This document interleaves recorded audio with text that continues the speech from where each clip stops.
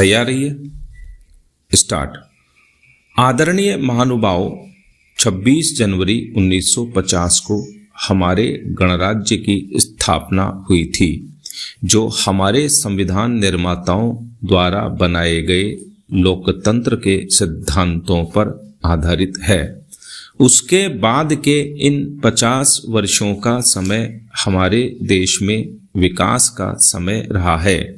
लंबी दासता के बाद भारत का दुनिया में एक स्वतंत्र राष्ट्र के रूप में उदय इस बीच की सबसे अधिक रोमांचकारी घटना है। संसार के इतिहास में भारत की आज़ादी के संघर्ष जैसी इससे पहले कोई दूसरी मिसाल नहीं मिलती।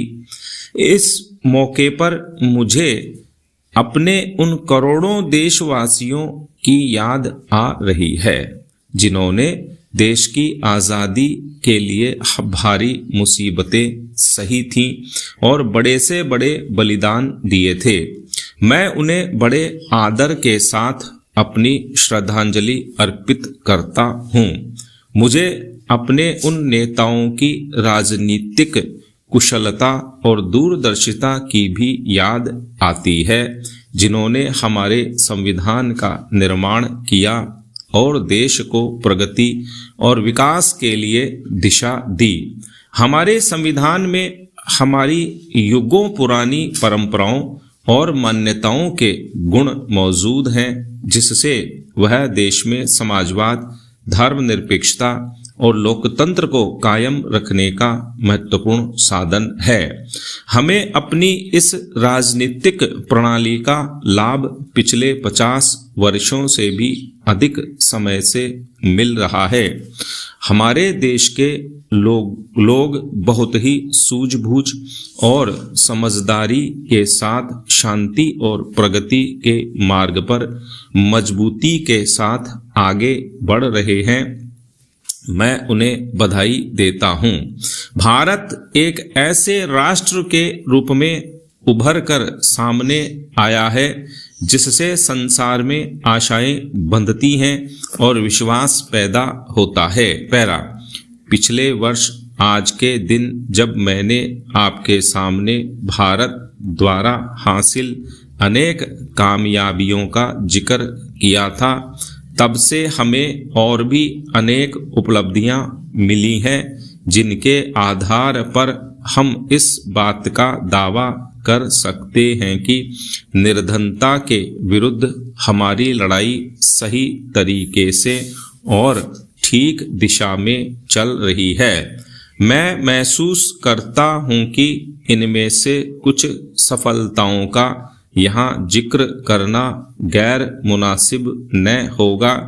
मुझे पूरी उम्मीद है कि हम और भी ज़्यादा विश्वास के साथ तरक्की की राह पर आगे बढ़ते रहेंगे।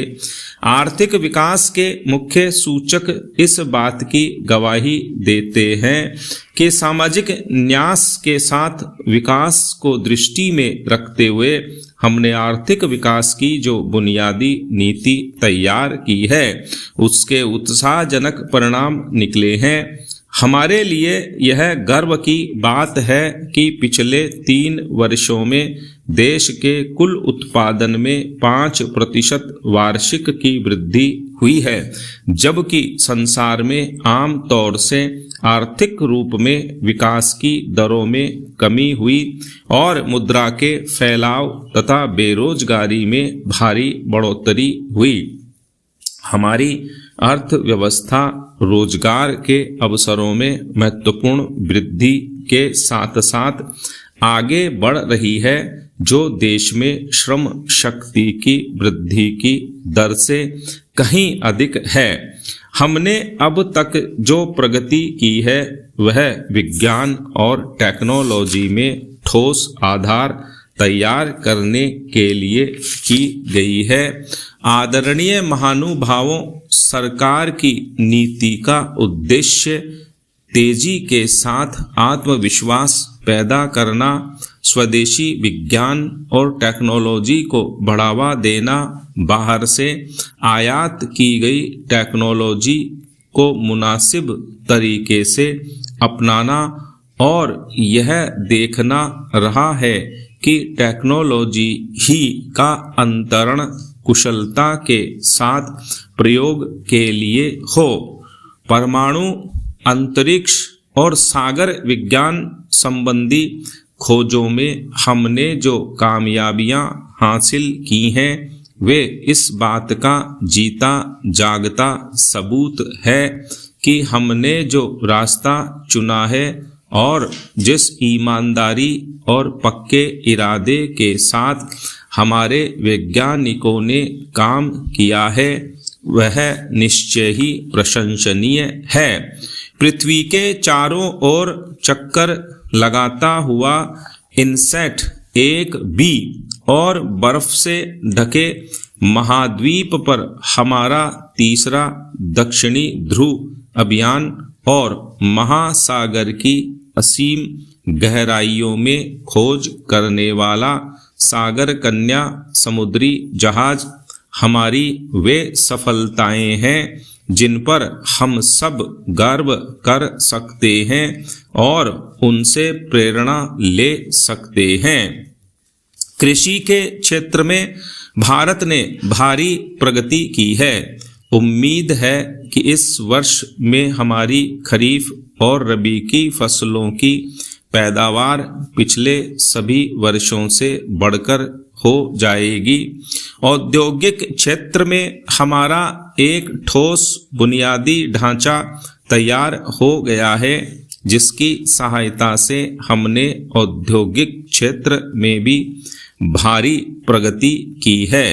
हमारी अर्थव्यवस्था के लिए एक बहुत महत्वपूर्ण बात यह है कि खनिज तेल के उत्पादन और उसे साफ करने की दृष्टि से हमारी आत्मनिर्भरता बढ़ती जा रही है। हाल ही के वर्षों में जिस गति के साथ हमारे कार्यकलापों में वृद्धि हुई है उसे और भी ऊंचे स्तर पर लगातार बनाए रखने की जरूरत है। मैं खेतों, कारखानों, प्रयोगशालाओं, शिक्षा संस्थाओं, सरकारी दफ्तरों और सभी जगह काम करने वाले देशवासियों से अपील करता हूं कि वे और कड़ी मेहनत और पूरे उत्साह के साथ काम करें। हम जरा सा भी समय नष्ट नहीं कर सकते क्योंकि हम गरीबी, भुखमरी, बीमारी और अज्ञानता के विरुद्ध संघर्ष कर रहे हैं। पैरा, मैं देश के कुछ भागों में हो रही अशांति की कुछ घटनाओं का भी जिक्र करना चाहूँगा। जिस प्रकार से देश में हिंसा की घटनाएं घट रही हैं और जिस तरह से आंदोलन चलाए जा रहे हैं उन पर मुझे गहरी चिंता है। लोकतंत्र में हिंसा का कोई स्थान नहीं है। मुझे यह देखकर दुख होता है कि धर्म के नाम पर हिंसा का सहारा लिया जा रहा है।